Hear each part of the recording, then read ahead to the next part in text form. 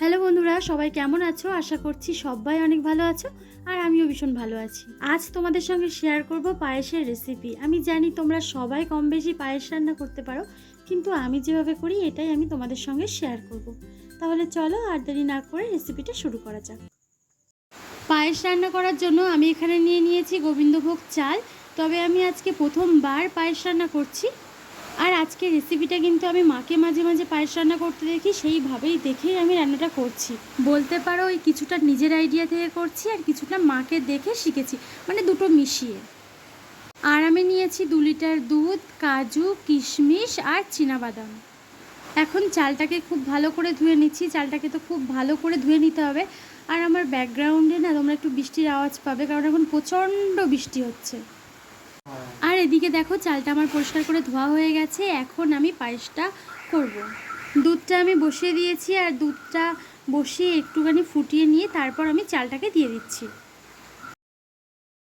চাল দেওয়ার কিছুক্ষণ পর এখন আমি কাজু, কিশমিশ আর চীনাবাদামটাকে দিয়ে দিচ্ছি।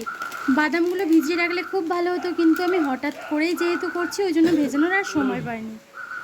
আর এর মধ্যে স্বাদ মতো লবণ দিয়ে খুব ভালো করে নাড়াচাড়া করে যেতে হবে।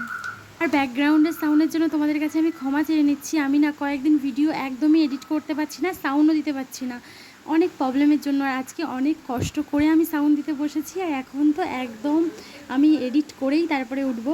ওই জন্য না ব্যাকগ্রাউন্ডের সাউন্ডটা তোমরা একটু ইগনোর করো। তো যাই হোক, পায়েস করার সময় কিন্তু হাতাটাকে একদম ছাড়লে হবে না, খুব ভালো করে নাড়তে হবে, না হলে একদম ধরে যাবে, মানে হাঁড়ির নিচেই কিন্তু জড়িয়ে যাবে, হাঁড়ির নিচে পুরো ধরে যাবে চালটা। ওই জন্য খুব ভালো করে হাতাটা নাড়তে হবে। তোমরা সবাই প্রায় জানো, কিন্তু আমি তোমাদের সঙ্গে আবারও একবার বললাম। তার কারণ হচ্ছে অনেক ছোট্ট বোনরা হয়তো আমার ভিডিওটা দেখছে, অনেকে হয়তো জানে না, তার জন্যই আমি বললাম। আর জানো, এই পর্যন্ত আমি যতবারই মনে করি যে পায়েসের রেসিপি শেয়ার করব তোমাদের সঙ্গে, ততবারই রাতের বেলা কারেন্ট চলে যাবে। মানে যখনই আমি বানাতে যাব, দিনের বেলা আমার সময় হয় না। মাঝে মাঝে দিনের বেলা, হ্যাঁ দিনের বেলা আমি রেসিপিগুলো বানাই, কিন্তু পায়েসটা আমি রাতেই বানাই। তো তখনই কারেন্ট চলে যাবে, তখনই এরকম হবে, কারেন্ট চলে যাবে আর আমি না পায়েসটা বানাতে পারবো না। এটা আমার সঙ্গে হয়, কিন্তু আজকেও সেই সেমই হয়েছে। আমি ফোনের লাইট জ্বালিয়ে, ফোনের ফ্ল্যাশ জ্বালিয়ে আর এই রান্নাটা আজকে করেছি।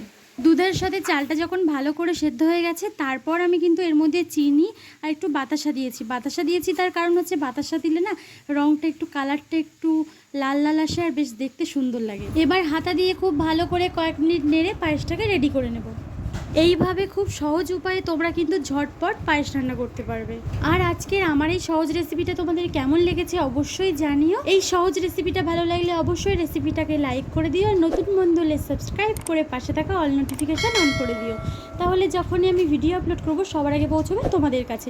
দেখা হবে আবার নতুন একটা রেসিপি নিয়ে। ততক্ষণের জন্য সবাই ভালো থাকবে, সুস্থ থাকবে। বাই।